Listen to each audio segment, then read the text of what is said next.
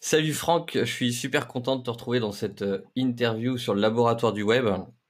Et en plus, pour la petite histoire, tu es un de ceux qui m'a inspiré le concept de mon interview. Eh bien, hello à toi Fabien, merci de me recevoir ici et puis merci pour ce que tu viens de me dire, parce qu'en fait tu me l'avais caché, hein, petit cachotier. Donc avec plaisir, hein, avec plaisir, j'adore pouvoir inspirer, donc là si c'est le cas, bien, tant mieux. Ben, ça tombe bien, ouais, parce qu'en fait, le concept, c'est d'aider les gens à un peu voir ce que représente le mindset, au lieu de leur dire il faut avoir du mindset. C'est bien de leur montrer un peu le profil de gens qui ont réussi. Un peu comme quand tu lis une autobiographie, sauf que c'est un peu plus rapide là avec l'interview.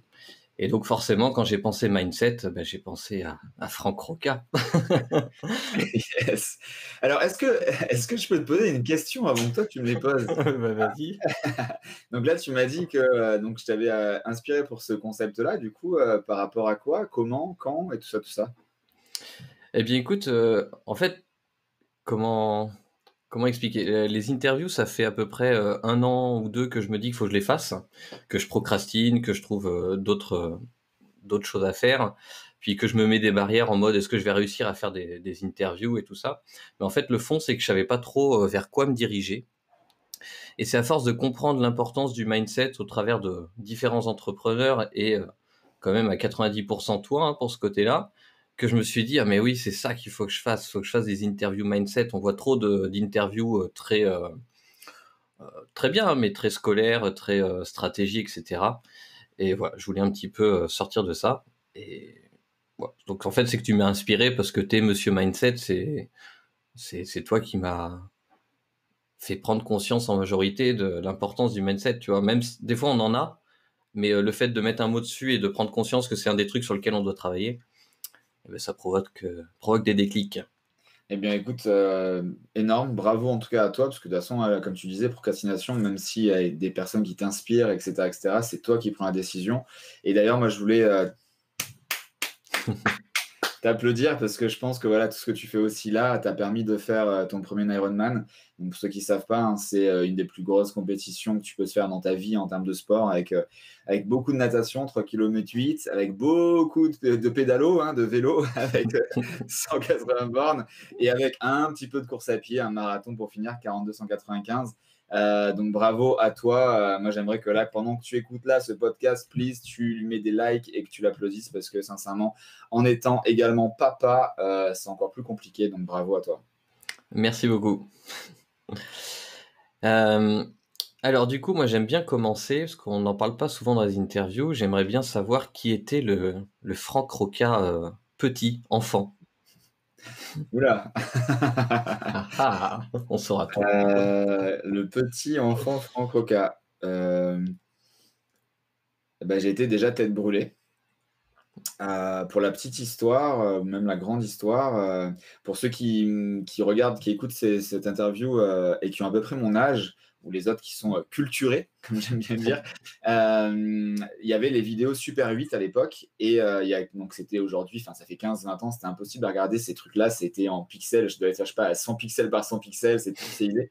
Et en fait, il y a 2 ans, 3 ans, mon père a tout numérisé. Et toute ma vie, en fait, j'étais resté, je me rappelle encore, on avait une maison avec un jardin et il y avait un abricotier. Et, euh, et je me voyais, toute ma vie, je me suis rappelé, donc je me voyais, entre guillemets, taper à main nue, en fait, dans cet arbre et mettre des coups de pied pour le faire tomber. Et toute ma vie, je pensais que c'était mon père qui m'avait, entre guillemets, obligé, qui était là à me regarder, à me filmer, à me dire vas-y, défonce-le, vas-y, etc. Parce que mon père, il est ceinture noire de karaté, 5e dan, etc. Et je me rappelle, on allait courir dans la forêt, il tapait sur des arbres, les pins, etc. dans l'estérel. D'ailleurs, c'est une de mes plus belles photos de toute ma vie. Et en fait, non, quand j'ai vu ces vidéos-là, en fait, c'était moi, le fada, qui tapait à main nue dans un abricotier, j'avais 5 ans, qui faisait des sauts en vélo d'une marche pareil sans casque. Enfin bref, tous ces trucs-là. Et en fait, c'est marrant parce que toute ma vie, j'ai cru que c'était mon père qui m'a au final inculqué ce mindset de jamais rien lâcher, de toujours vouloir tout défoncer. Alors même si là, l'abricotier, il m'avait rien fait en soi. Mais vraiment, je pense que tu vois ce que je veux dire, ce côté de ne jamais rien lâcher, d'aller au bout au bout de ce que tu as pensé, au bout de tes rêves les plus fous. Et donc, est-ce que ça m'a aidé? Est-ce que si j'avais su que c'était moi-même, j'aurais été moins performant ou j'en sais rien? Dieu seul le sait et personne ne le saura. Mais en tout cas, voilà, c'est l'anecdote par rapport à qui j'étais enfant. Je pense que j'ai manqué de rien, même si mes parents ne sont pas nés d'une famille complètement ordinaire, puisqu'ordinaire, mon père a été, qu'on appelle ça, soutien de famille à 14 ans, pour ses 4 frères et sœurs. Et donc, il donnait l'enveloppe de sa paye à ses parents et il avait en retour X euros, enfin X francs, pardon. Et je pense qu'il m'a par contre donné le goût au sport. Il a toujours été sportif. Et surtout, en gros, comme je le dis souvent et comme je le faisais aussi quand j'apprenais à nager au petit bout, quand j'ai fait ça pendant 10 ans, le sport, c'est la vie. Tu dois en faire.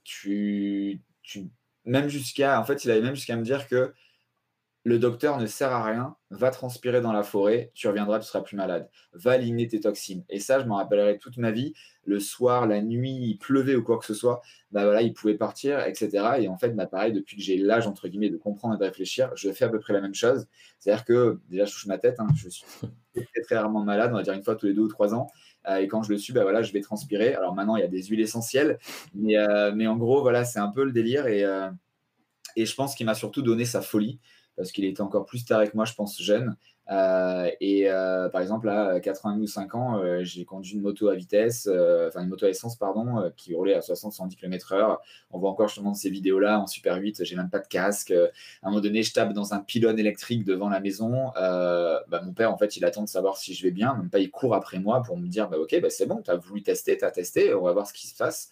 Et là, après, je me relève et en fait, il était venu avec moi, je lui pousse, je fais non, mais ça va, tout va bien, et je reprends. Et en fait, je pense que c'est ça qu'il a voulu m'inculquer et je pense que ça m'a suivi au final au fil du temps pour là ma période vraiment enfance pour répondre à ta question. Ok, alors on retrouve bien le Franck Roca, il y a une suite logique finalement. C'est ça. Mais tu sais que c'est marrant, ça m'est déjà arrivé d'être un peu malade, même si je suis pas souvent aussi. Et puis en fait d'aller courir et puis après le soir, le lendemain, tout ça, ça va mieux parce que ça a éliminé. C'est ça. Bon, il y a des fois où je suis vraiment rarement malade, mais il y a des fois où tu peux pas sortir, tu es obligé d'attendre 24 heures, mais c'est vrai que ça aide bien. Ouais, mais c'est exactement ça. De toute façon, on est vraiment sur. Au final, au-delà du fait de sortir, d'éliminer les toxines, en fait, déjà, tu es dans une énergie positive. Contrairement à quand tu es en mode malade, où tu acceptes d'être malade, que tu es allongé, qu'il fait chaud, et blablabla, et blablabla. C'est vrai. Et t'avais un rêve de gosse, un métier que tu voulais faire petit? Alors, petit, c'est une très bonne question. Donc, je sais pas, c'est petit, on va dire quoi, jusqu'à 10 ans, quelque chose comme ça? Oui, voilà, ouais. Je ne saurais pas te dire. J'imagine comme tous les petits, vétérinaires, pompiers, et cetera. Mais ça vraiment, jusqu'à 10 ans, je m'en rappelle vraiment pas. Alors je m'en rappelle pas officiellement, malgré que, donc j'ai démarré le tennis à 4 ans et demi. En fait, mes parents, ils m'ont fait faire quelques sports et ils m'ont mis une raquette de tennis dans les mains à 4 ans et demi. Et donc là, j'imagine que oui, je voulais être champion de tennis, puisque voilà, jusqu'à 13-14 ans, j'ai été faire les championnats de France, comment ça s'appelait, les petits as, moins de 13 ans, etc. Donc j'étais super bien classé et tout ça. Et après, voilà, pour X avec raison, on verra si tu me poses cette question plus tard. J'ai arrêté, etc. Donc je pense que je voulais être champion de tennis. Toujours dans le sport, en fait. C'est ça. Donc du coup, tu as fait quoi comme parcours scolaire? Du coup, ça a forcément fini dans le sport. Comme parcours scolaire, oh putain la question. Alors en fait, je n'ai pas fait de parcours scolaire, j'ai juste été à l'école par obligation, déjà légale et obligation de mes parents. En plus, quand on est jeune, on est assez con, mais même si j'aimais pas l'autorité, j'ai écouté quand même mes parents, je n'étais pas non plus un délinquant. Mais en fait, mon parcours scolaire, il est très simple, je me suis arrêté. Alors non, je crois que l'obligation en France, c'est jusqu'en troisième, je crois, c'est ça? Ouais, je sais plus, c'est 14, 15. Ouais, je sais plus, c'est ça, ouais. Je crois que c'est ça. Et donc, moi, j'ai quand même poussé jusqu'au bac, là, vraiment, parce que mes parents voulaient que j'ai le bac, parce qu'ils étaient encore dans ces schémas. D'ailleurs, c'est marrant, parce qu'on en parle encore aujourd'hui, où j'essaie de les faire. Enfin, c'est pas j'essaie, je les fais évoluer tant que je peux, sans les brusquer, etc., en leur faisant lire des livres que j'apprécie, etc., pour justement qu'ils changent un peu leur schéma de leurs parents, de la guerre et tout ça. Bref, et donc, en fait, j'ai eu le bac. Je me rappelle encore. On avait monté un magasin de fruits et légumes, donc mes parents et les parents de mon meilleur ami. parce qu'on était de suite, enfin moi j'ai toujours été de toute façon entrepreneur dans ma tête, etc.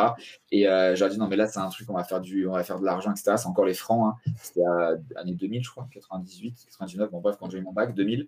Et du coup, en fait moi c'était mon focus, c'était le magasin de fruits et légumes, etc. On y va et mon père on peint tout. On a fait un magasin de près de 300 mètres carrés avec rien du tout. On a récupéré un moteur d'un ami à lui et de l'armée. On a pris tous les planches de bois, des cagettes, tu sais, les palettes, Ah oui. tu mets les gros trucs dessus. En fait, on a fait un magasin de folie sur Puget, comme ça, avec presque rien. Et en fait, moi, mon seul souhait, c'était, voilà, on envoie, on bosse, on va vendre des kilos et des kilos de tomates, des poulets, des ci, des là. Et donc, je me rappelle encore, hein, c'était donc cet été-là. Et donc, moi, j'ai été au bac. Récupérer donc voir les noms et prénoms, etc. Et donc là, je vois mon nom et j'étais surpris parce que j'avais été, je pense, à l'école, je sais pas, 2 jours par semaine en moyenne. Et parce que la plupart du temps, j'étais au magasin de moto pour réparer des moteurs. Je crois que mon cartable, d'ailleurs, en première et terminale, je pense qu'il a jamais quitté l'atelier de mon père, du virage. Je pense qu'il a jamais vu le chemin enfin, si l'école, oui, mais pas de la maison. Et la petite anecdote, c'est que pour le bac blanc, mon prof principal, il m'avait dit, et qu'est-ce qu'on va faire de toi, Franck? Parce qu'il m'avait remis une note, j'avais eu 3 de moyenne au bac blanc. Joli. Donc on est chaud là, hein, on est bien chaud. Et il m'avait dit, qu'est-ce qu'on va faire de toi? Il va falloir que je prévienne tes parents, je vais les faire venir, etc. Je suis fais ce que tu veux, j'en ai rien à foutre. Alors là, le texte exact, je sais plus, mais en tout cas, c'était l'énergie. De toute façon, ils sont au courant, ils savent très bien que j'aime pas l'autorité, que je ferai pas ce que tu fais toi dans la vie, parce que comment tu peux m'apprendre à gagner de l'argent alors que toi-même, tu n'en gagnes pas beaucoup, et etc. Donc déjà, ce discours-là, en fait, donc forcément, là, il a dit, ok, c'est bon, je n'appelle même pas tes parents, je n'en ai même pas besoin.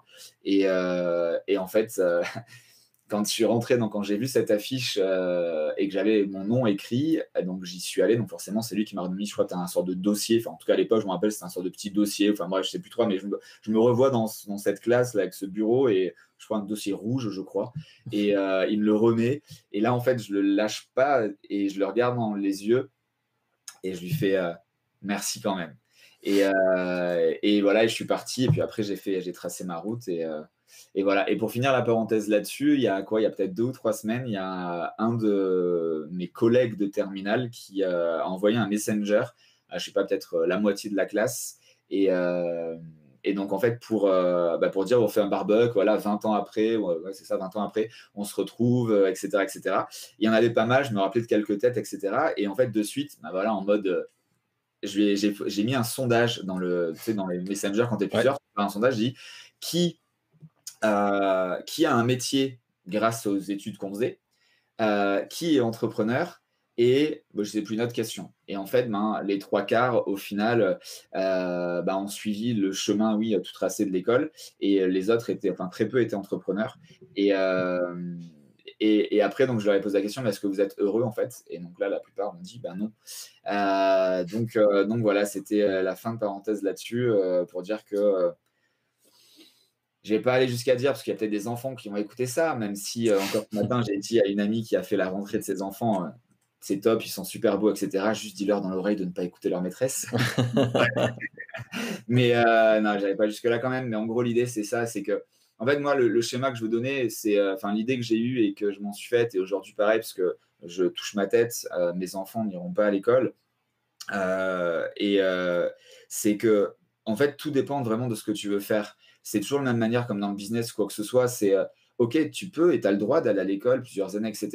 Juste réfléchis quand même bien à si tu peux pas le faire toi-même, ce que tu veux faire en passant par l'école. Et surtout, est-ce que tu penses réellement que ces personnes-là, donc les profs, l'éducation nationale d'aujourd'hui, qui est la même d'il y a 14 siècles en arrière, quelque chose comme ça, est-ce que c'est véritablement ce qu'il faut pour te faire avancer et pour te permettre d'atteindre ton objectif, si c'est réellement le rêve que tu t'es fixé dans ta vie d'être je ne sais pas quoi.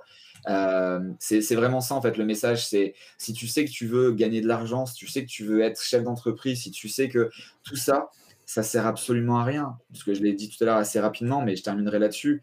Comment se faire former par des personnes qui sont à RTT tous les 24 heures, qui ont je ne sais pas combien de semaines par an, et surtout qui gagnent peut-être ce que tu gagneras en 1 heure de boulot quand tu seras entrepreneur. Donc, il n'y a rien de dénigrant, il n'y a rien de péjoratif, c'est simplement pour aligner encore tout ça parce que on passe 15 ans de sa vie obligatoire dans une salle d'école. Pourquoi en fait, et là je fais allusion au livre d'Idriss Aberkam, Mmh. que j'ai adoré, où il compare, il fait l'image entre un buffet où tu vas manger, et donc entre l'éducation nationale au final et ce qu'elle devrait être aujourd'hui. Je ne vais pas raconter l'histoire ici, je te conseille de lire le livre, c'est dans le premier chapitre. Mais en fait, c'est ça, c'est qu'en fait, à l'école, on te bourre le crâne avec des choses que tu n'as pas envie d'entendre, d'apprendre, d'écouter. Tu sais très bien que c'est pas pour toi, c'est pas fait pour toi. Tu sais très bien que tu feras jamais ça dans ta vie. Mais non, tant que c'est pas rentré, on te pousse, on te pousse, on te pousse. Et en fait, je mets plus le doigt là-dessus, en fait, de ne pas laisser libre cours à notre, euh, à notre bon vouloir, ou même à je sais pas, notre émancipation. J'ai vécu en Australie, pas aux États-Unis, mais j'y suis souvent. Ne serait-ce que déjà, pourquoi encore en France, dans 90% des écoles, on fait 8h30, 16h30 assis dans une classe. Déjà, physiquement, c'est pas bon d'être assis autant de temps. Pourquoi on n'a pas, comme dans tous les autres pays, ouvert déjà l'après-midi où tu fais du sport, tu bouges ton corps et tu apprends à bouger ton corps dans l'espace à 360 degrés. Voilà, c'était ce message-là que j'avais envie de passer parce que je trouve ça assez dingue aujourd'hui en 2019 qu'on n'arrive pas à faire évoluer tout ça, quoi. Et je sais que ça passe par les parents et ça passera pas par l'éducation nationale. Donc, je crois que j'en discute encore. Dernièrement, j'ai discuté avec une professeure justement euh, qui m'a posé des questions comme ça. Je savais pas qui c'était. C'était dans un sorte de. Après avoir nagé, donc du coup, tout le monde avait fait les présentations et moi j'étais donc au bord de nager, donc je suis arrivé trop tard. Et donc je commence à discuter, elle me pose la question. Et toi, tes enfants, etc. Moi, ils n'iront pas à l'école parce que de toute façon, les profs, ils peuvent pas lui dire de gagner de l'argent parce qu'ils en gagnent pas eux-mêmes. Tu sais que je suis prof? Non, bah tant mieux. Et en fait, et donc voilà. Et au final, eh bien, elle était 100% d'accord, enfin, elle est 99% d'accord avec moi. Parce que ben ouais, elle-même, elle se dit que oui, il faut qu'on fasse quelque chose, il faut qu'on réveille les mœurs, il faut qu'on modifie tout ça, quoi. C'est pas possible de continuer avec des choses qui ont été faites il y a 100 ans. Aujourd'hui, avec un téléphone, on est capable de gérer un business. Donc forcément, on ne peut pas avoir les mêmes modes d'éducation et les mêmes matières qu'il y a un siècle où on ne savait même pas ce que c'était la lumière. Mmh. Et c'est vrai qu'on a un système qui a quand même beaucoup d'inertie en France, hein. On a du mal à une fois que quelque chose est en place, on a du mal à le changer, ce qui est un peu l'inverse du modèle américain d'ailleurs. C'est ça. Après, ouais, je sais que moi là par exemple, mes enfants, vont en maternelle et j'avoue que tout ce qu'ils leur font faire en maternelle, qui leur permet de s'ouvrir, d'apprendre à compter, à lire, à découvrir le monde, aujourd'hui, je serais pas capable de leur proposer autant d'activités et de les éveiller autant. Donc j'avoue qu'au tout début, il y a quand même pas mal de travail qui est fait. C'est après, dès que tu commences à être un peu dans le système très Ouais, à classique, partir des primaires, c'est ça, à partir du CP, quoi. ouais, que ça commence à Où ils dévier un commencent à petit faire peu. des matières bizarres, l'histoire, la géographie, alors qu'il y a Google, enfin, tu vois, ces trucs-là, va chercher l'information. La seule chose que je faisais bien à l'école ou que j'avais compris, c'était les maths. Les maths, voilà, j'y allais pas beaucoup, mais j'étais bon en maths parce que je savais que ça m'aiderait dans ma vie future pour compter les chiffres. Faudrait qu'ils nous fassent des matières genre apprendre à apprendre, tu vois, enfin des C'est ça. vrais. Non, mais je pense qu'aujourd'hui, justement, grâce à Internet, il y a quand même beaucoup de choses qui évoluent. Aujourd'hui, c'est quand même moins fermé. Je le vois donc là quand je rencontre des amis par l'intermédiaire d'autres amis ou quoi que ce soit, parce que les miens, ils sont quasiment tous, on va dire tous entrepreneurs, mais que je discute avec des gens, on va dire, voilà, de la vie de tous les jours, qui sont salariés, qui sont directeurs ou des choses comme ça. En fait, tout le monde a quand même évolué et je trouve ça remarquable. Donc, je pense que c'est aussi les livres, le dev perso, justement le mindset, peut-être aussi un petit peu toute notre industrie qui permet justement, nous, on vend notre savoir. Et donc, à un moment donné, ça se multiplie et donc ça se démultiplie. Et à un moment donné, on commence à toucher les gens aussi. D'ailleurs, là, en te parlant, là, on ne verra pas, mais voilà, il y a plein de livres et là, j'en ai encore reçu quelques-uns. Donc, je les regarde là des yeux et voilà, c'est tous ces trucs-là qui font avancer énormément. C'est vrai qu'aujourd'hui, enfin voilà, et d'ailleurs, je pense qu'il y a enfin, c'est même pas, je pense, aux États-Unis, il y a aussi ce truc avec plein de classes avec des iPads. Alors attention, je n'ai pas passé la journée sur l'iPad, mais tu vois, on parlait de la géographie à Google. Mais je pense qu'un enfant, tu lui mets 1 heure devant un iPad, un Google, et tu dis, voilà, imagine là, dans un mois, on part tous en vacances avec la classe, eh bien, organise un itinéraire, on voudrait traverser tel et tel pays. Mais le gamin, il va apprendre 55 fois plus que tu lui ai dit que le plus grand fleuve du monde, c'était l'Amazone et que je ne sais quoi et que je ne sais quoi. Enfin, à quoi ça sert, quoi? D'ailleurs, Moi, j'étais très bon en scientifique et pas trop tout ce qui était littéraire et genre histoire géo et tu vois, j'ai appris plein de trucs en géographie. Je me rappelle avoir bachoté pour, apprendre toutes les États-Unis par cœur, mais au final, j'en ai rien retenu parce que c'était pas concret, enfin, il y avait pas de réel objectif, C'est ça. derrière, hein. Par Non, mais contre, c'est exactement ça. je Vas-y, je te connais coupe. par cœur mon parcours, pour être allé en Grèce cet été, tu vois? Je suis capable de Ah, mais c'est ce qu'on disait, parce qu'en fait, à l'école, c'est du par cœur. mmh, Moi, je me rappelle même, enfin, et peut-être aujourd'hui, ça n'existe plus, hein, je suis quand même un petit peu vieux pour ça. Mais en gros, ouais, c'était tu du par cœur. Encore les poésies ou je sais pas trop quoi, les dictées aussi, il y a des trucs, c'était presque mmh, par cœur. À quoi ça sert? Là, regarde, voilà, toi, tu y as été, tu étais même pas en truc, je vais apprendre, mais parce que tu avais un objectif, parce que tu voulais faire visiter ta famille, tel endroit, faire un peu, j'imagine, de l'histoire, mais aussi de la détente, etc. Et donc, tu te rappelles de tout, et c'est comme ça qu'on évolue. Alors, même si notre cerveau, il est peut-être un peu mieux quand on grandit, mais ce que je veux dire, c'est que c'est juste la pédagogie d'apprentissage, en fait. Si tu, ben, et on en revient au final au business, quand on veut vendre quelque chose, qu'est-ce qu'on va devoir faire? On va d'abord devoir exciter les gens, ne serait-ce que par un titre, par une image, enfin bref, capter l'attention, pour prendre le bon terme. Ben, là, c'est déjà la même chose. Comment tu veux qu'on nous capte l'attention quand il va écrire son putain de tableau, on va voir la Deuxième Guerre mondiale? Tu vois ce que je veux dire? C'est déjà peut-être qu'il pourrait nous parler de la Deuxième Guerre mondiale, mais en nous parlant de quelque chose qui a un impact. Comment vos grands-parents ont élevé de manière dure vos parents? Ah, c'est à cause de la Deuxième Guerre. Ah ben voilà, là on y vient. mmh. Enfin, tu vois, c'est pas compliqué, je trouve, mais en fait, ce qu'il y a, c'est qu'il n'y a pas le temps, il n'y a pas assez d'énergie, je sais pas, il manque quelque chose. Et ouais, je trouve que c'est vraiment ça, c'est le fait comment on peut impliquer les enfants dedans, quoi. Ouais et puis tu en aperçois des fois, tu tombes sur des super profs et tu t'aperçois que finalement c'est ce qu'ils ils font en C'est fait. ça. Ils viennent utiliser, ils viennent raconter une histoire et puis derrière ils mettent des exercices. Ouais, chose que des profs d'anglais ne faisaient pas, hein, mes souvenirs, parce que genre étudier un texte sur l'apartheid ou je sais pas quoi, franchement c'était pas sexy, hein, mais bon. Ah ben moi, en anglais, hein, c'était Where is Brian? Brian is in the kitchen. Avec le Et bon accent, tu sais.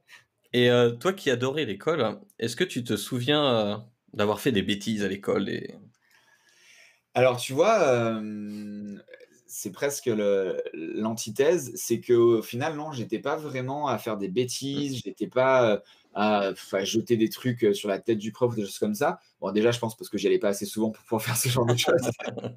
Mais non, au final, j'étais en fait, en fait, toute cette période-là, en classe, je dessinais.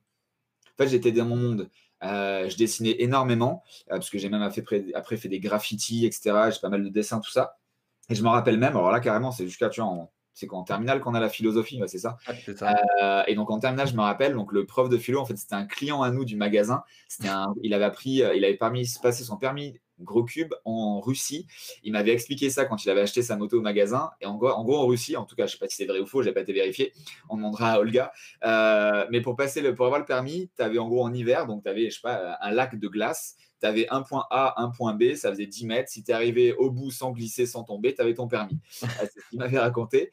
Et donc lui, en fait, il m'adorait, etc., etc., par rapport à la moto, notamment les magasins. Et je me rappelle que dans sa classe, je dessinais. Donc là, en terminale, j'avais un peu plus de matière et de cerveau, et notamment le cerveau de la jeunesse et du cul, hein. Et donc, je dessinais souvent des sortes de petites BD, des choses comme ça, bah, qui parlaient ouais, de sexe, des choses comme ça. Je me rappelle des dessins. Et la plupart du temps, en fait, il venait et les montrait à la classe. Donc, il me les prenait à la fin du cours et il les montrait à la classe, etc. Alors, des fois, il disait, ouais, c'est cool. Des fois, il disait, bon, là, Franck, tu aurais pu m'écouter aujourd'hui au lieu de dessiner cette merde.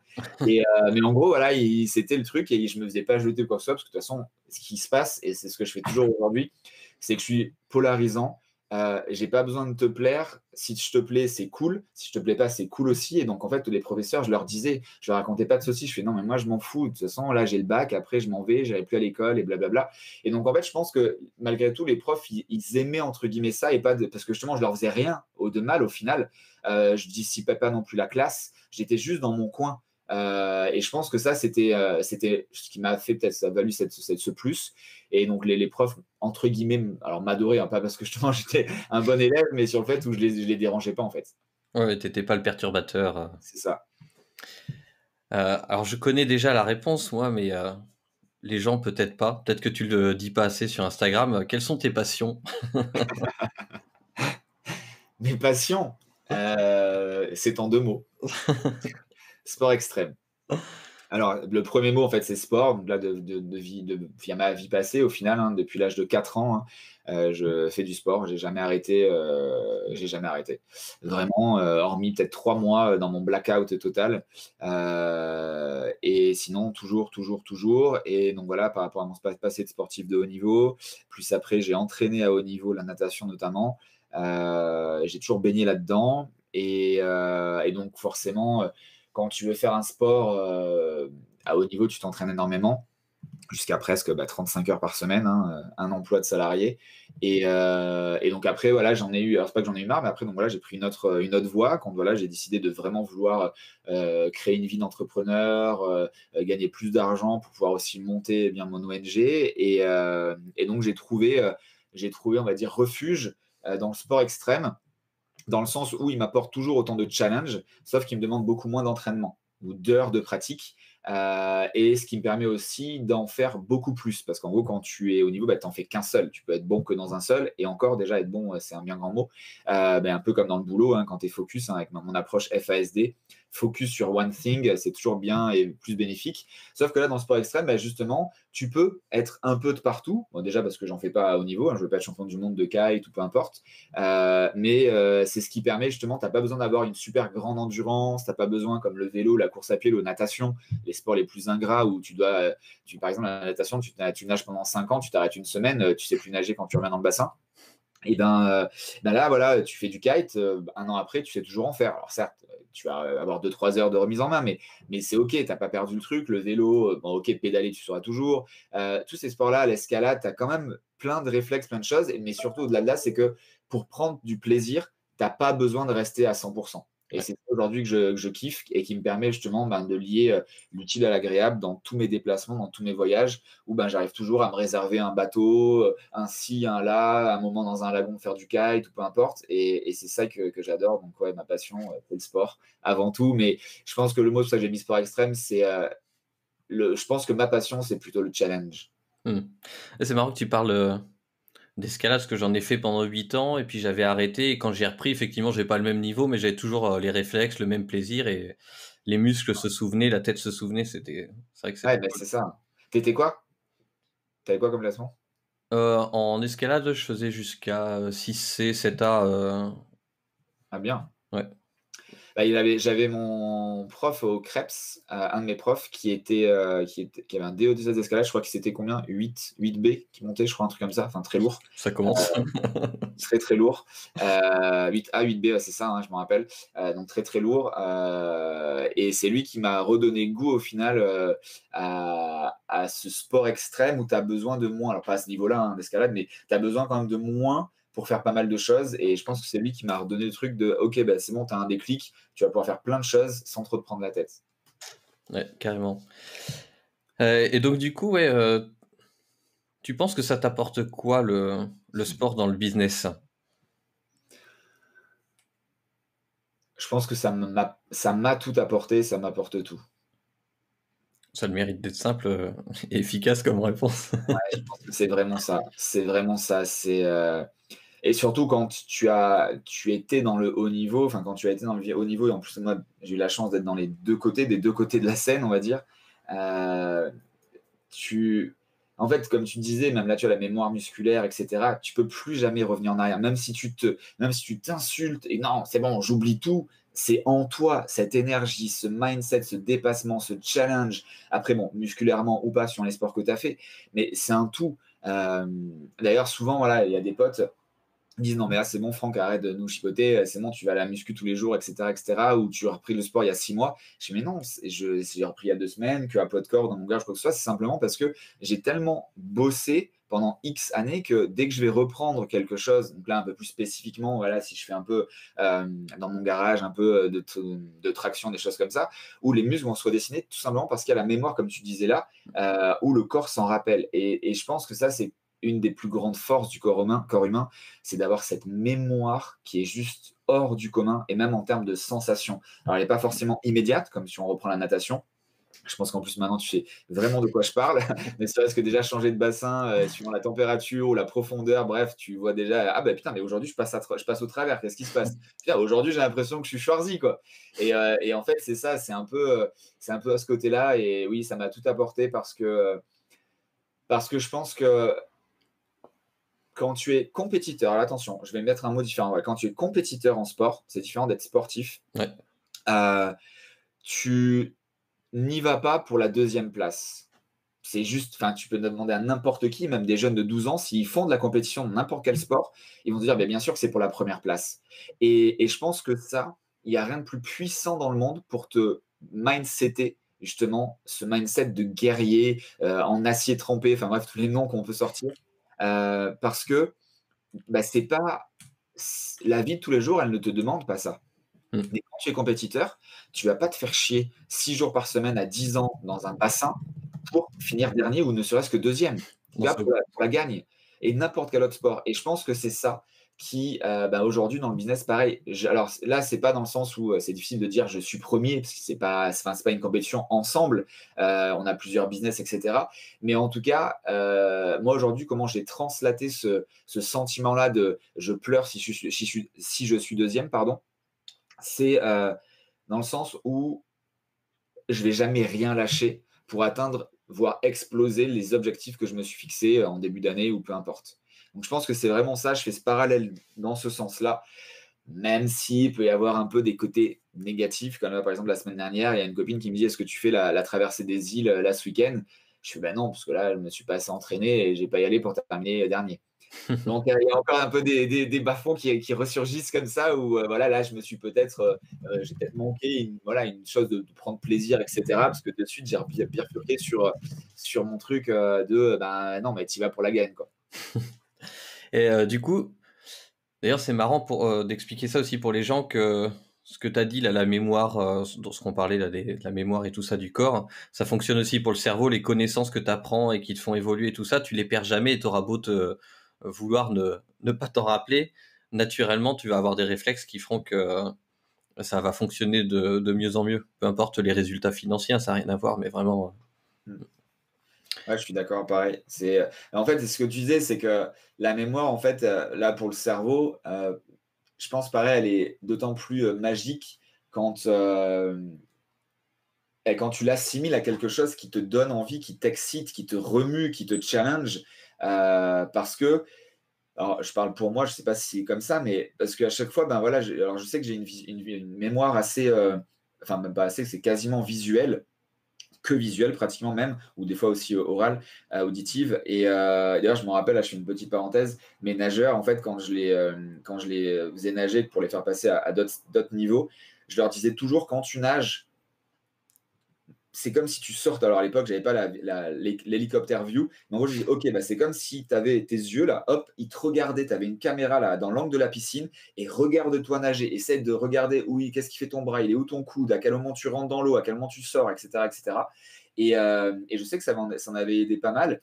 Et on est toujours au final dans, tu vois, dans la visualisation. Là, on parle de la mémoire, on parle aussi de visualisation, parce que pour moi, si tu arrives à visualiser quelque chose, forcément, tu t'en rappelles plus.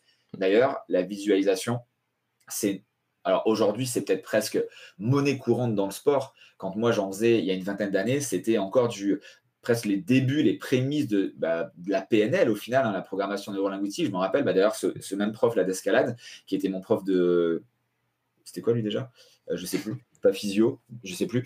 Je me rappelle plus. Quand j'étais au Krebs, eh bien, il m'avait donné un livre, justement, à l'époque, je pense que c'était un des premiers livres. Il était quoi? Il faisait 20 pages, enfin, 50 pages sur la PNL. Mais aujourd'hui, tu tapes PNL, tu en as dans tous les sens, tu as des formations, et cetera. Et en fait, à l'époque, c'était pas vraiment vu. Et là, justement, dans notamment 2 sports que j'ai fait, mais surtout un, quand je faisais la vitesse moto en sur circuit, la visualisation est obligatoire. mmh, De savoir à quel moment, ok, tu te vois le freinage, ok, tu rentres là, tu passes à la corde, ok, là c'est une parabo, tu dois faire extérieur, intérieur. Et tout ça, mais tu peux pas. Aujourd'hui, je pense le sport qui est le plus allié avec ça, c'est la descente en VTT et le ski. Si tu visualises pas ta course avant, bah, tu arrives en bas dernier. On est bien d'accord. mmh. Et ça, je mets ma main à couper que tu prends des sportifs de ces disciplines-là, dans 50 ans, tu leur demandes de te redire les virages de telle course ou de tel circuit, ils te les ressortent au mètre près. Ouais. Le cerveau Ouais. est vraiment magique pour ça. Quand tu arrives à l'exciter, à capter son attention, c'est une machine de guerre. Je suis complètement d'accord.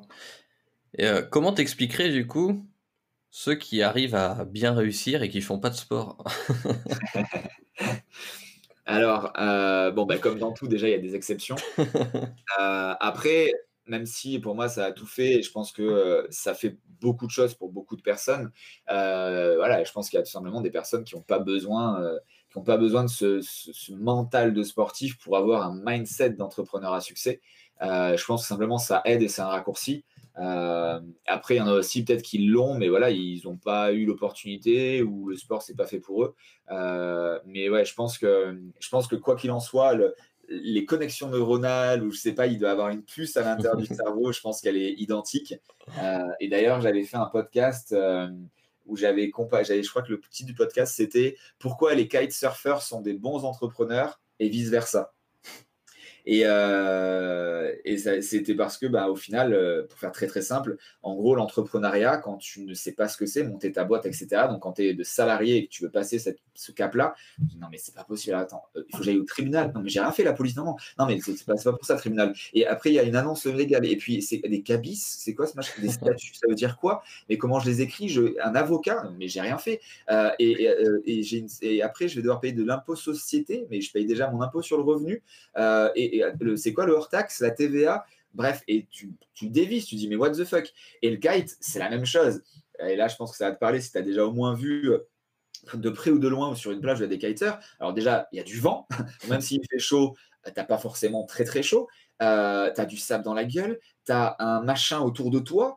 Tu as un truc à tenir avec 25 mètres de corde, avec une aile de parachute. Et il y a plein de vent. Et il y a plein de gens autour. Et il y a une planche à mettre sur les pieds. Et non, mais c'est même pas la peine, jamais de la vie. Et en fait, le comparatif sur le côté, justement, le mur que tu t'infliges devant toi, il est identique. Tu as l'impression que jamais de la vie tu pourras l'escalader ou passer à côté ou le transpercer. Alors que quand tu lèves ta jambe, j'ai même pas dit de faire le premier pas, mais quand tu lèves ta jambe pour faire le premier pas, monter ta boîte et ou prendre ta première leçon de kite, tu dis mais c'est aussi facile que ça? Pourquoi j'ai attendu autant de temps? Moi, j'ai pris rendez-vous avec l'expert comptable, c'était hyper simple. Aussi. Heu, à ton avis, quel serait ton plus gros défaut? Oh, j'en ai plein. Le plus gros, alors je pense que alors je vais déjà en dire un. Je sais pas si ça sera celui-là ou si j'en ai un autre, parce que forcément j'en ai plein.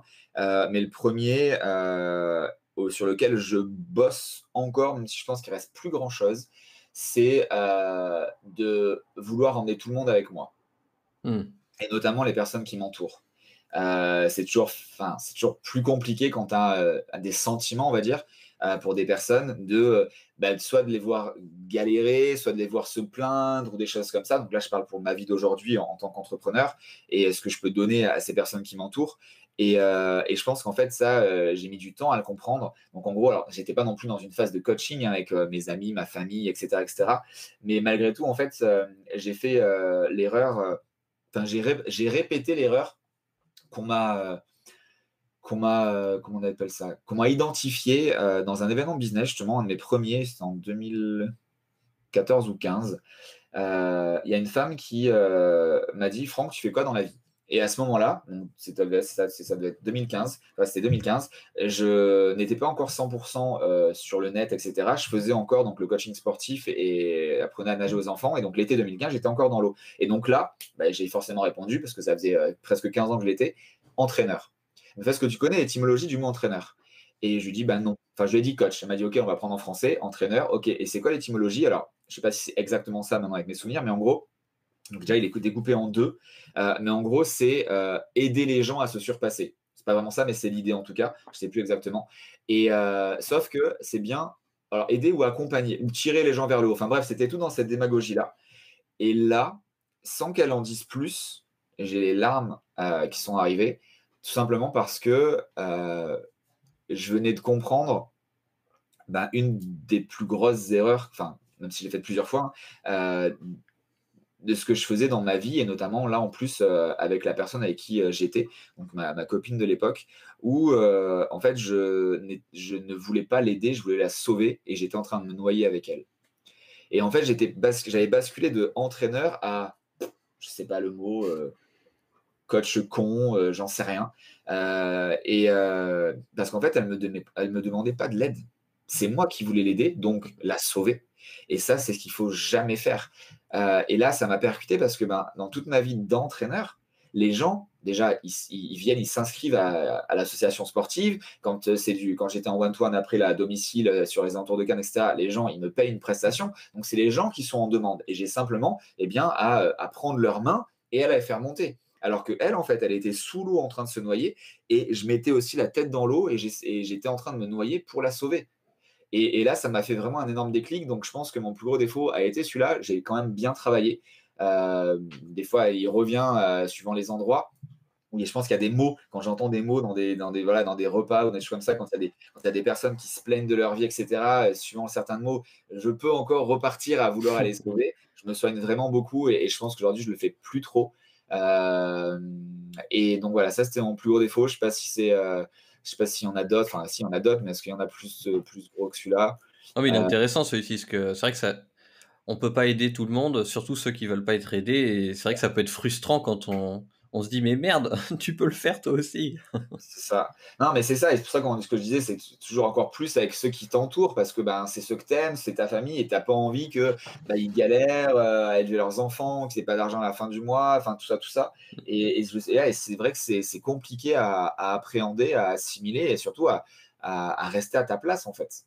À rester à ta place. Après, je pense que forcément, il y avait un peu ce côté mon côté voilà, de sportif aussi qui me rajoutait une couche de non mais voilà mais arrête là t'as un mental de perdant, t'as un mental de machin, et donc je pense que ça mettait ça me faisait doubler l'effet justement d'aller sauver les gens. Donc maintenant je me mets des gifles à chaque fois que je fais que je me vois partir là-dedans.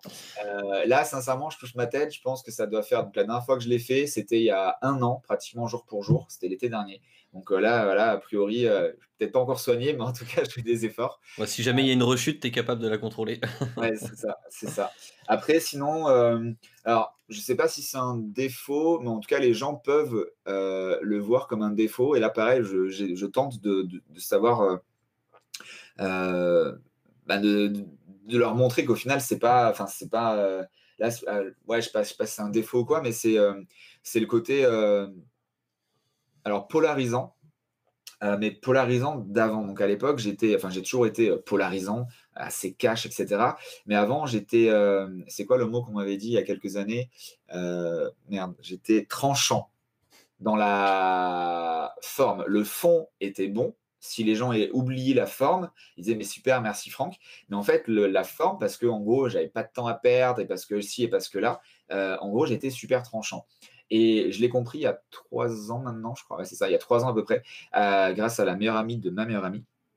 Et ça m'a fait pareil shifter, basculer. Et 6 mois après, quand je l'ai revu, ben, je lui ai fait passer le même message que je voulais lui faire passer 6 mois avant. Sauf que s'il y a 6 mois avant, ben, en gros, elle m'avait insulté et machin, mais tu te prends pour qui et blablabla, blablabla, parce que j'étais encore là pour la sauver et pas pour l'aider. Et 6 mois plus tard, eh bien, en fait, je me rappelle encore, je vois les images, hein, c'était en Suisse. Elle rentre de son boulot, elle bosse dans un hôtel. Et donc j'étais là avec ma meilleure amie et elle rentre, en fait, elle ouvre le frigo. Donc déjà, je crois avant, elle me dit, parce que donc, voilà, en mode coach sportif, t'as vu Franck, c'est super, comment tu me trouves, j'ai maigri, etc. Et je dis, ouais, c'est super. Donc là, j'ai que des mots positifs, etc. Et là, elle fait ce qui aurait dû me transcender à l'insulter, entre guillemets. Encore une fois, quand je dis l'insulter, attention, c'est pas des gros mots, hein, c'est ma façon d'être très cash. Parce qu'elle ouvre le frigo, elle prend saucisson fromage, elle ouvre le placard, elle prend Nutella. Et là, l'ancien Franck aurait dit mais qu'est-ce que tu fous, tu vas encore devenir une grosse vache et blablabla et je sais pas trop quoi. Et là, le nouveau Franck, je ne sais plus exactement ce que j'ai dit, parce que là, c'est interne, c'est direct, c'était transparent. Et en tout cas, j'ai dit certaines phrases qui l'ont percuté, mais là, dans le bon sens du terme, juste pour que elle-même, le lendemain, elle m'envoie un message pour me remercier, où en fait, elle m'a découvert hier soir. Et donc ça, voilà, donc je pense que ouais, c'est aussi un défaut. Enfin, c'était, là, pareil, normalement, je l'ai mis de côté celui-là aussi. Euh, et je pense que ouais, lui aussi, il venait de ce côté, je pense, quand même aussi sportif, polarisant, où au final, on n'a pas le temps pour ça, quoi. On n'a pas le temps pour enrober les choses, on n'a pas le temps pour faire une phrase philosophique. Si j'ai envie de te dire t'es grosse, et je vais pas te dire il se pourrait que peut-être, à l'événement du soleil, tu sois un peu enrobé. Et ça, je l'ai compris plus tard, etc. Donc, quand tu écouteras ce message, voilà, c'était l'ancien Franck. Euh, mais encore une fois, même si je disais ces mots qui sont blessants, je le reconnais aujourd'hui, je ne voulais pas être blessant et moi-même, je n'étais pas méchant en fait. C'était simplement parce que je pensais que c'était la seule solution qui existait dans le monde entier pour que les gens comprennent en fait. Et j'ai compris Mmh. plus tard que c'était la dernière des solutions. C'était c'était pas la plus, C'est ça, la plus appropriée. c'est ça. Heu, est-ce que tu as, une journée type, tel un mec qui travaille, de 8 heures à 17 heures comme un employé? Alors, j'ai une journée type. Mon week-end démarre le mardi à 15h. Non, alors j'ai pas du tout de journée type pour deux raisons. Une qui est récente et une deuxième qui est, je pense, qui a gouverné ma vie, c'est que j'aime la liberté, j'aime le fait d'être libre. J'adore le dernière minute entre guillemets. J'aime pas forcément anticiper des choses, quoi que ce soit. Quand je pars en voyage, même en vacances, hein, dernière anecdote, hein, vacances Noël l'année dernière. Donc on fait 20, c'est quoi, 24-25 midi ici. Et dans l'après-midi, je fais j'ai envie d'aller skier le 25 et donc on a réservé, on a trouvé en plus un des seuls hôtels qui restait disponible et qui acceptait les chiens. Et du coup, ben voilà, donc même le jour de Noël, la semaine d'une Joan Nouvel An, on a trouvé dans un hôtel, dans une super station, une des seules périodes où il y avait de la neige, bref. Donc au final, toujours par rapport à ce mindset de c'est pas grave, il va y avoir la solution, on va trouver. Et je touche ma tête, pour l'instant, j'ai toujours trouvé, même à la dernière minute. Et bien du coup, ça fait que je n'ai pas de journée type. En revanche, ce que je peux, pour répondre à ta question, et si ça peut aider certains, c'est que, et notamment dans la phase estivale, qui est quand même plus facile là où j'habite, mais même si je le fais à l'année, d'ailleurs, je l'ai dit même à des entrepreneurs là, il y a quelques semaines, ils m'ont dit putain, mais on aurait dû faire ça nous aussi. C'est que chaque jour d'été, on va dire de avril à octobre, ici sur la Côte d'Azur, euh, il me faut obligatoirement une activité pardon, qui m'excite. Alors, je dis pas aller sortir ma chienne, hein, ça, je le fais tous les jours. Mais par exemple, faire du wake surf le matin, de l'escalade, aller nager en mer, faire du jet, conduire un avion, bref, des trucs qu'on ne peut pas faire normalement tous les jours. Eh bien, moi, enfin, c'est même pas je me l'impose, je me l'oblige justement à en faire tous les jours parce que c'est ce qui m'anime et c'est ce qui m'excite. Donc, je pense que pour répondre à ta question, ma routine, c'est d'avoir une activité qui m'excite par jour. Ouais, c'est une bonne routine. Elle est simple, mais ouais, c'est comme quand tu fais le sport, moi j'aime bien faire mon sport, bon après avoir déposé les enfants à l'école et j'avoue qu'après quand je reviens et que j'ai fait mon sport, je suis bien pour la journée, tu vois? J'ai de l'énergie et tout, parce que sinon les journées elles se rallongent, enfin, ouais, tu pas dans une énergie. Ah, mais t'es down de toute façon. Enfin, le sport, c'est juste magique ce que ça te procure intérieurement, intrinsèquement, ton cerveau. Enfin, mais c'est vraiment magique. Enfin, je recommande vivement. Enfin, je sais même pas ce que non, c'est pas. Je recommande. Mais j'aimerais qu'en faisant ça, bim, en claquant des doigts, tout le monde puisse au moins la savoir. Là, on implémente une puce pour qu'on leur fasse juste comprendre une demi-heure ou une heure ce que représente toutes ces endorphines ou peu importe ce que procure le sport après une vraie séance. Parce que je suis convaincu que si on pouvait faire ça, donc là j'appelle je ne sais pas qui, l'IA, l'intelligence artificielle ou quoi que ce soit, je suis persuadé que, eh bien, il y aurait une vie encore beaucoup plus longue, les gens seraient encore beaucoup mieux dans leur vie, s'engueuleraient moins dans le couple, quitteraient peut-être plus leur job de salariat et passeraient plus à l'action, je ne sais pas. Mais enfin, je pense que ça procure tellement, ça te fait tellement être toi-même. Et aujourd'hui, il y a tellement de monde qui se mentent à eux-mêmes. C'est juste ouf. Ça, d'ailleurs, c'est les messages que je partage tous les jours sur Insta, à peu près dans cette veine-là. Mais c'est arrêter de se mentir à soi-même, arrêter parce qu'on est rentré dans une routine de dire que ma femme, c'est elle, en fait, c'est pour toute ma vie, que mon job, c'est le meilleur de toute ma vie. Enfin bref, non, si une fois dans une fois tu t'es posé la question, tu dis: «Non, ça, j'accepte pas que ma femme fasse ça» ou «Non, ça, j'accepte pas que mon boss fasse ça» ou «J'accepte pas d'être autant fatigué» ou «J'accepte pas de prendre des produits toxiques en moi», «J'accepte pas de ne pas aller chercher mes enfants au moins une fois par semaine». Bref, si tu te l'es posé au moins une fois, prends un recul, pars même peut-être là en voiture, va faire un sport, fais quelque chose qui t'anime pour te ressourcer, te recentrer sur toi et j'espère trouver justement ton alignement, le ce speed spot qu'on dit en kitesurf, heu, qui va te permettre de déclencher et de te permettre d'avoir la plus belle des vies, encore plus belle que dans tes rêves les plus fous jusqu'à la fin de tes jours. C'est Prends le temps de faire ça, je pense que c'est une des plus belles choses qu'on puisse faire, c'est se découvrir et faire vraiment ce qui nous fait vibrer et je t'entends déjà, parce qu'on le dit souvent et je l'entends souvent: «Oui, mais pour toi, maintenant, c'est facile. Oui, mais toi, ta femme. Oui, mais toi, ton chien. Oui, mais toi, ci. Oui, mais machin». Donc en gros, toi, tout est différent. Stop avec ça. Stop avec ça. Oui, bien sûr, tout le monde est différent, mais arrête de penser que toi, ton herbe, elle est plus marron, elle est plus morte qu'à côté. Non, on a le même potentiel. C'est juste et d'ailleurs, je vais même aller plus loin pour avoir quelque chose, une image qui est très, pertinente, c'est peut-être qu'on n'a pas le même potentiel, là d'ailleurs, voilà, je suis pas assez scientifique pour le dire. En revanche, on a tous la même durée de temps dans la journée. On a tous 24 heures. À toi de savoir ce que tu veux en faire de ces putains de 24 heures. Est-ce que tu veux dormir 8 heures, travailler 10 et perdre 4 heures dans les transports en commun et donc voir pour à peine un bisou tes enfants? Ou est-ce que, eh bien, au final, tu veux te créer une vie qui va te permettre, eh bien, d'exploiter beaucoup mieux ce temps? Je suis pas en train de te parler de la semaine de 4 heures ou quoi que ce soit, simplement en train de te parler de quelque chose qui te fait vibrer et pour que, au moins une fois, tu ressentes ce sentiment quand tu rentres le soir, que tu ne te sois pas menti une seule fraction de seconde dans les 24 heures qui viennent de passer. Et ça, je te le garantis que c'est magique. Alors attention, hein, je suis pas en train de te dire que moi, ça y est, pump it up et je me mens jamais à moi-même ou quoi que ce soit. Bien entendu que ça arrive, mais aujourd'hui, ça doit m'arriver peut-être à 5%, contrairement à 100% il y a quelques années. Parce que je fais vraiment ce que je veux, je fais vraiment ce que j'aime, je m'achète ce que je veux. Quand j'ai envie de partir, je pars, je réfléchis pas en fait. Je réfléchis plus à est-ce que je peux, est-ce que j'ai l'argent pour, est-ce que j'ai le temps pour. C'est plus comme ça en fait. C'est j'ai besoin de ça, je le fais. Point. Et encore une fois, attention, je ne suis pas en train de te dire, et je ne te parle pas de maintenant, là dans mon message, je ne te parle pas de aujourd'hui, où oui, c'est un peu plus facile. Mais il y a eu des années de transpiration derrière pour que ce soit un peu plus facile aujourd'hui. Je me revois encore là dans mon petit appart à Cannes, où je travaille 24 heures sur 24, allez, officiellement 18 à 20 heures par jour, 18 à 20 heures par jour, 7 sur 7, pour me faire insulter par les clients pour gagner 10 centimes de l'heure, pour ne jamais voir mes potes, toujours répondre j'ai pas le temps. Je pense que ça te parle, ça. Euh, Là, bien sûr que j'étais en total mensonge avec moi-même. C'était pas du tout ce que je voulais faire.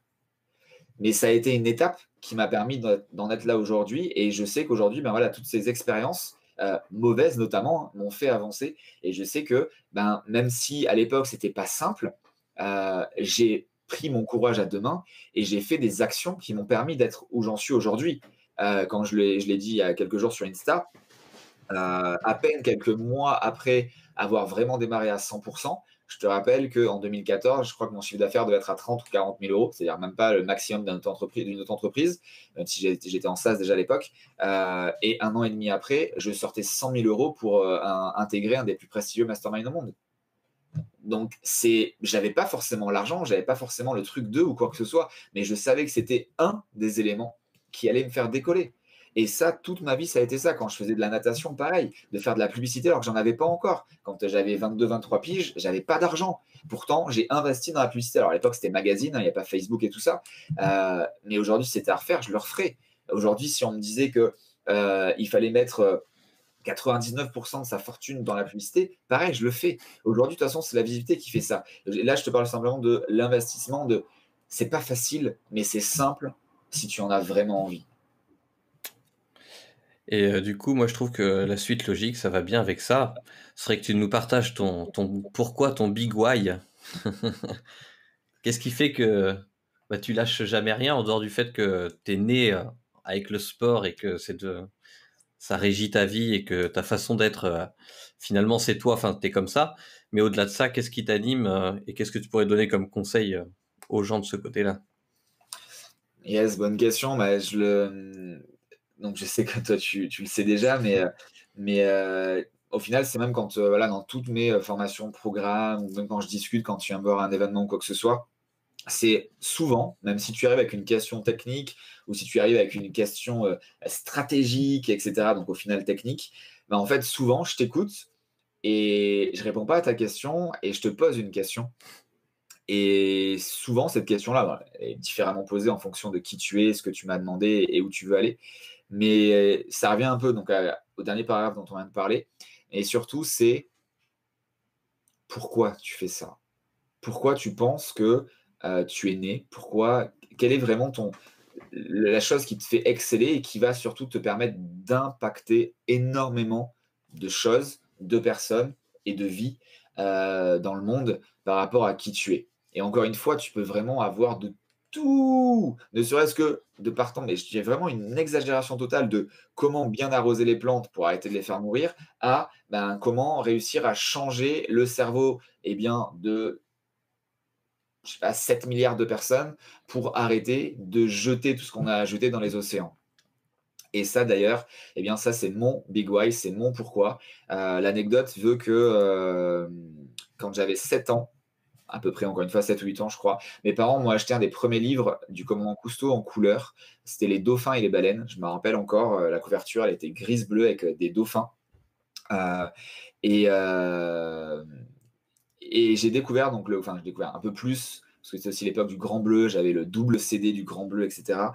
Éric Serra, si je me souviens bien, l'auteur, compositeur et je me rappelle, j'avais même une étagère dans ma chambre et j'avais ma chose là, j'avais mon livre, j'avais des dauphins, je faisais la collection des dauphins en bronze, en porcelaine et cetera. J'avais mis dans une petite boîte, justement, ce c'était une sorte de dauphin, mais que je l'avais acheté à la Marine des Landes, pareil à l'époque, encore une fois, hein, tu sais pas tout ça quand tu es jeune, tes parents, s'ils ont d'autres schémas, et cetera. Bref, et comme le commandant Cousteau aussi, dans les années 70, hein, c'était un connard. Hein. D'ailleurs, je sais pas si tu as regardé, là, il y a le film, mince, je ne sais plus comment il s'appelle, mais bref, qui retrace sa vie.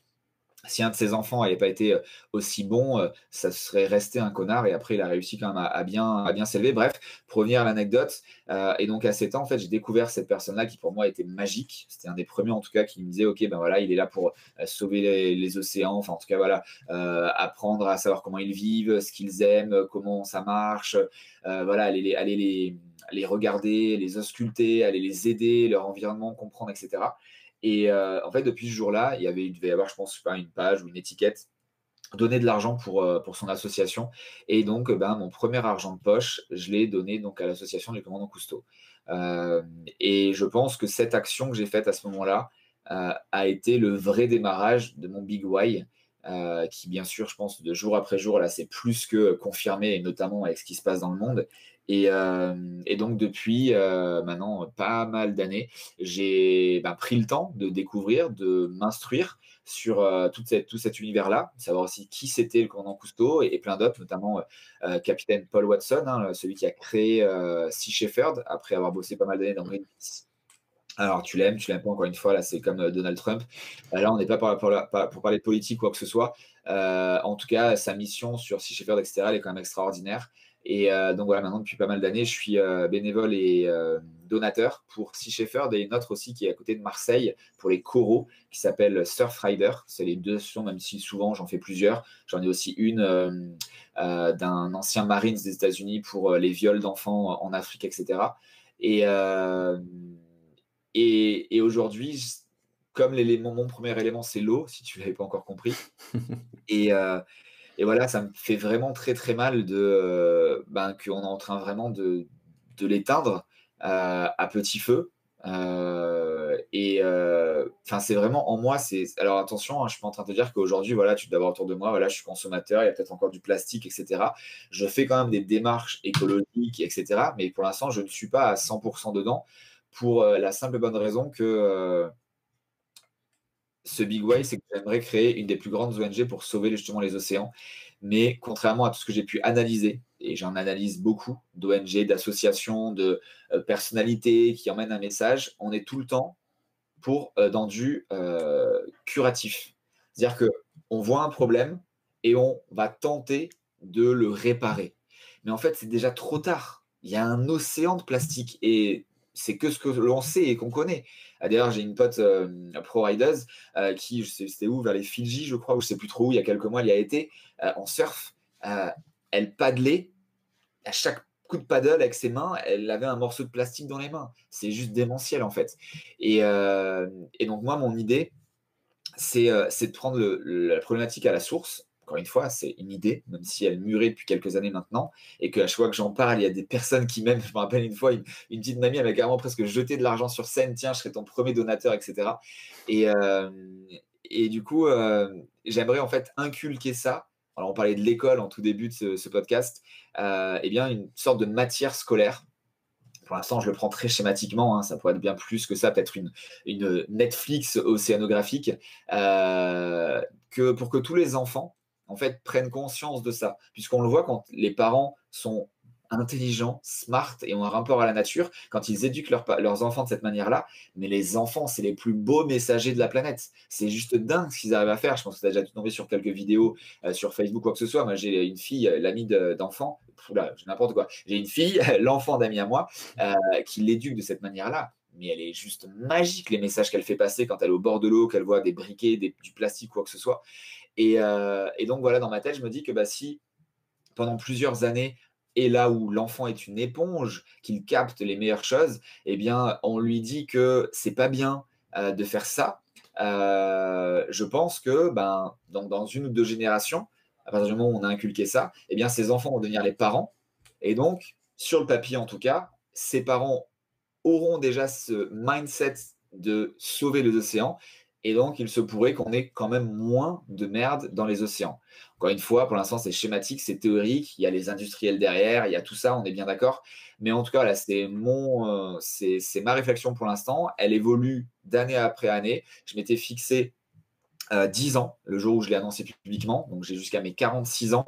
Pourquoi? Parce que, pareil, j'ai analysé que, et notamment Sea Shepherd dernièrement, pendant presque un an et demi, ils n'ont plus pu faire le pourquoi ils ont créé Sea Shepherd parce qu'ils n'avaient plus de fonds, plus suffisamment de fonds pour une flotte, pour enfin pas le kérosène, mais bon, l'essence, etc., etc. Surtout si je vais pas parler du Japon parce que ça va vraiment m'énerver, mais tous ces gens-là qui en fait on a rien à foutre de tous ces humains bénévoles et ils arrivaient avec des flottes 10 fois plus grosses, ils défonçaient leurs Zodiac, etc., etc.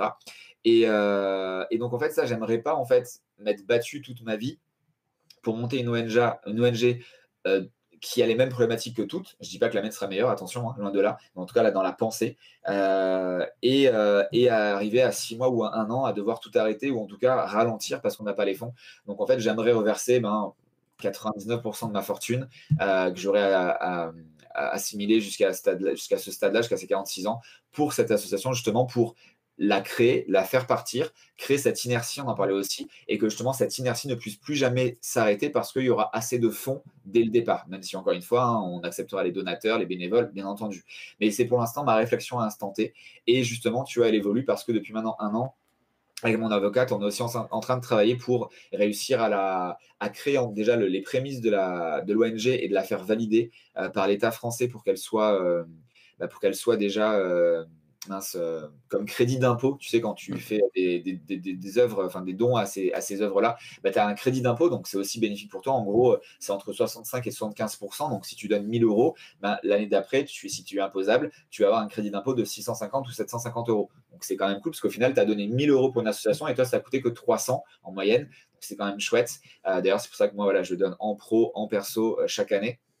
Et donc, pour que déjà également, eh bien, on puisse déjà commencer à faire rentrer de l'argent dans cette association. Alors là, peut-être que de ma part, hein, parce que forcément, là, les gens ne pourront pas forcément, s'il n'y a pas encore l'association qui est lancée, me faire confiance. Mais en tout cas, voilà, on évolue. Alors peut-être que ça réussira, peut-être que non.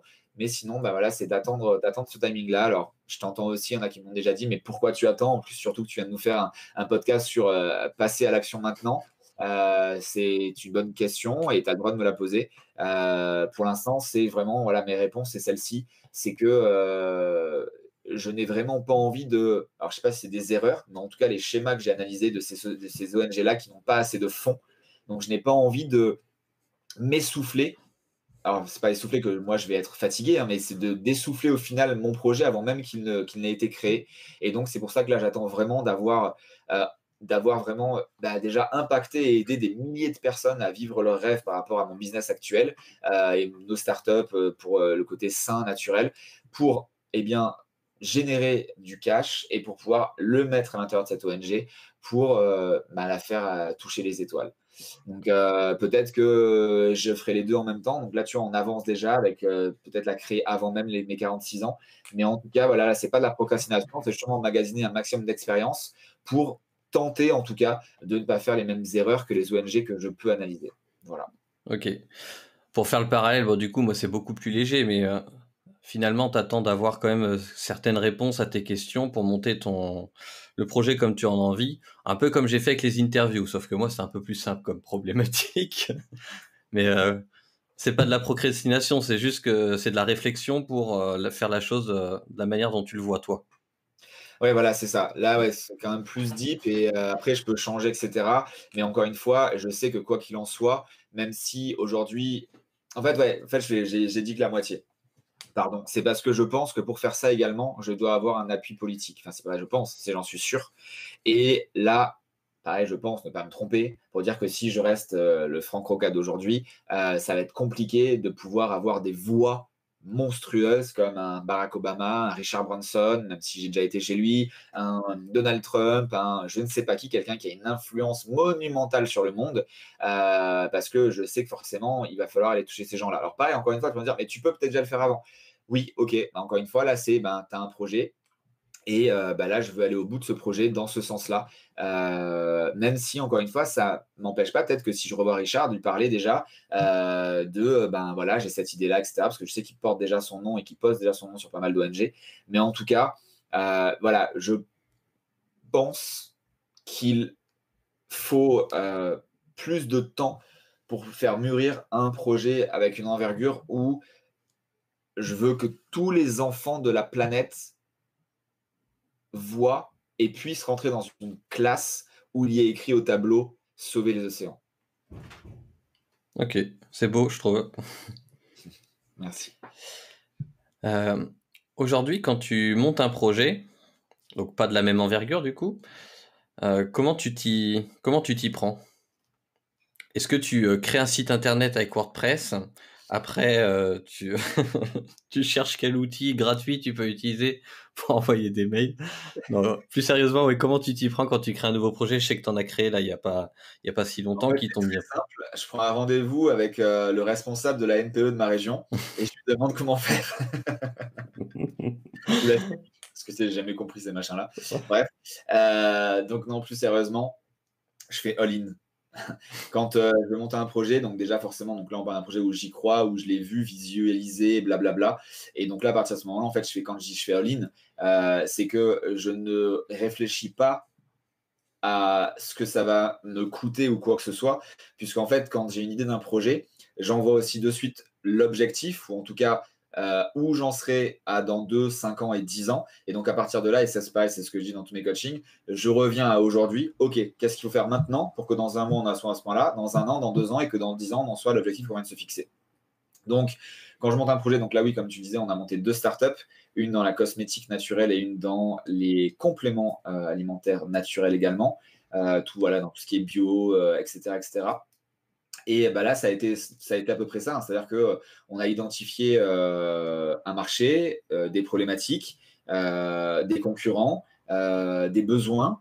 Et à partir de là, on a travaillé sur justement le produit, le canal de distribution, l'avatar, etc. Et on n'a pas, on n'a pas compté, entre guillemets, c'est toujours entre guillemets parce qu'encore une fois, ça dépend de tes objectifs. Mais en tout cas, on n'a pas compté sur ah ben non, attends. Donc là, oui, alors attends, WordPress, on m'a demandé, je crois qu'il y a la sœur de ma meilleure amie de l'ancienne époque où j'étais machin qui fait ça une fois de temps en temps le dimanche. Non, non, non. C'est ok, on y va, on fait. Par exemple, d'ailleurs, hein, bon, non, vous ne les verrez pas, mais si vous regardez sur Instagram Actinova, par exemple, le packaging, voilà, on l'a fait faire par un vrai designer, pas un freelance, même s'il y a des vrais designers freelance, mais ce que je veux dire, c'est un mec qui a une étude, qui a plusieurs personnes pour avoir une réflexion de plusieurs cerveaux. On a même pris des agences de naming. Enfin, on a fait des choses parce qu'on savait où on voulait aller. Aujourd'hui, quand je monte des business plus légers, entre guillemets, ou des objectifs peut-être moins grands ou quoi que ce soit, puis de dire moins grand, mais en gros, oui, chaque objectif est différent, tu n'as pas besoin de ça. Aujourd'hui, ce dont tu as besoin, c'est de déterminer le besoin. Il faut absolument déterminer le besoin et au final, en face, qui a besoin de ce besoin. Et à partir de là, tu vas créer le produit pour ces gens-là, pour répondre à leurs besoins.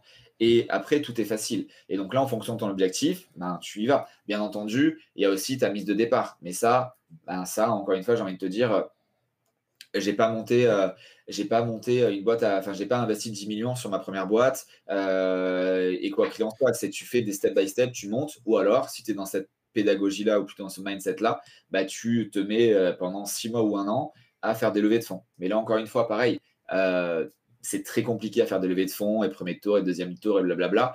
Donc pareil, il faut au moins avoir l'argent pour prendre quelqu'un dont c'est le métier et qui va le faire pour toi. Parce que toi, c'est pas ton excellence.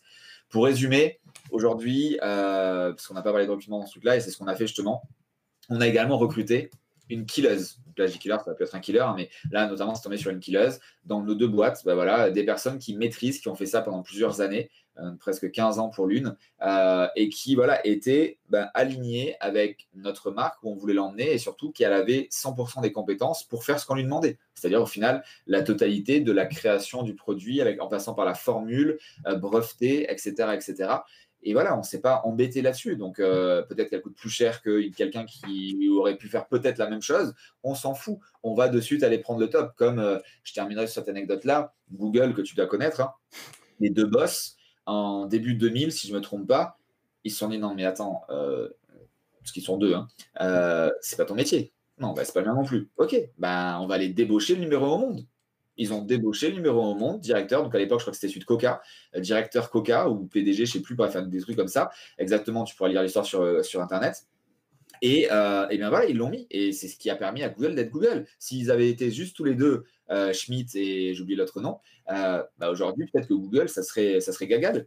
Parce que c'était pas leur job de recruter, de manager et tout ça.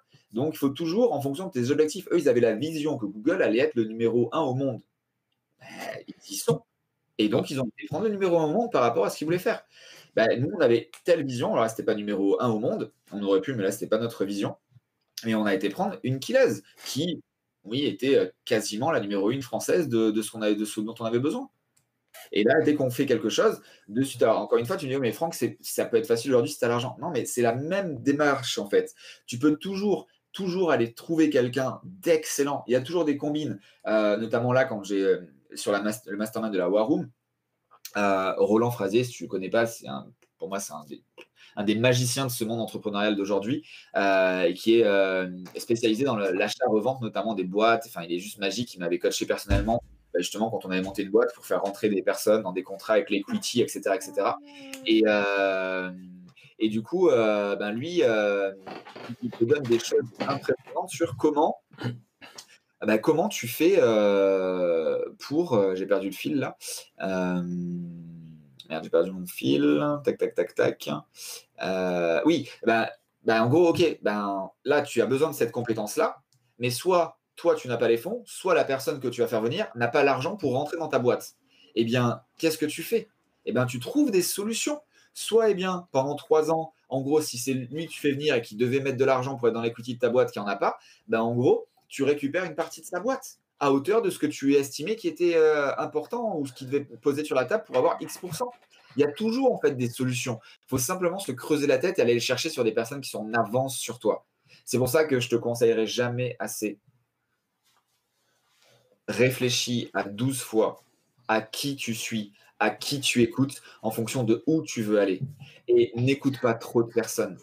Focalise-toi sur 1, allez 2, peut-être 3 personnes. Un qui va être peut-être pour le mindset, un pour l'entrepreneuriat, un pour le sport. Des fois, il y en a qui font les 3 en même temps. Mais bref, focalise-toi et surtout élimine au final tout ce qu'il y a autour. Tu ne pourras jamais arriver à quoi que ce soit Et ça, c'est le premier F de AFASD. Si tu n'es pas focus et si tu pars dans tous les sens, aujourd'hui, tu allumes Facebook, tu as 25 nouveaux margoulins qui vont t'expliquer comment faire une boutique à 200 000 euros ou monter un business entrepreneurial à 1 million d'euros alors qu'ils ont démarré la publicité hier, qui sont une auto-entreprise et qui ne savent même pas ce que c'est la TVA ou qui ont mis le mindset et ils ne savent même pas ce que ça veut dire.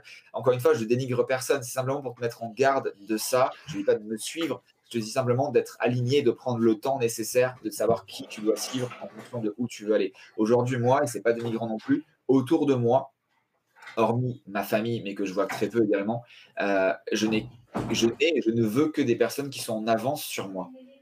C'est pas parce que je me sens plus que les autres, c'est simplement parce que je sais où je veux aller et je sais que malheureusement, entre guillemets, les personnes qui sont en retard sur moi, là, ne pourront pas me permettre d'aller devant puisqu'elles sont derrière. Mais encore une fois, ça ne me dérange pas et c'est pas dénigrant. Mmh. C'est parce que j'ai une vision, j'ai un objectif et donc du coup, j'ai envie de discuter avec des personnes qui ont déjà atteint l'endroit où j'ai envie d'être demain.